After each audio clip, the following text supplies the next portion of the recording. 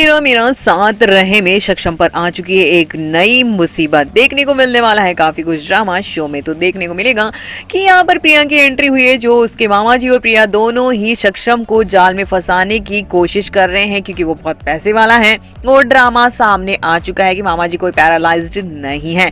तो दूसरी तरफ देखने को मिलता है कि यहाँ पर मिथिला के सामने ये जल्दी ही सच आ भी जाएगा कि प्रिया कहीं ना कहीं सक्षम को धोखा दे रही है।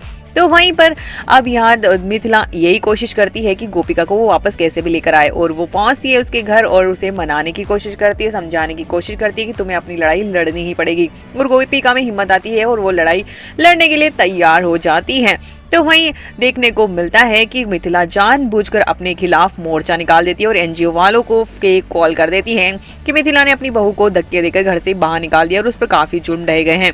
उसके बाद तो खबरें इस तरह से बढ़ा चढ़ाकर बताई जाती हैं, जिससे गोपिका और सबके होश उड़ जाते हैं। मोदी परिवार में भी किसी को अंदाजा नहीं होता कि ये गेम मिथिला ने खेला है, और वो भी गोपिका को वापस लाने के लिए। तो मिथिला ने अपने आप पर ही बहुत बड़ा इल्जाम लगा दिया है, ताकि गोपिका उसकी इज्जत बचाने के लिए, परिवार की इज्जत बचाने के लिए वापस आ जाए। और ऐसा होता भी है।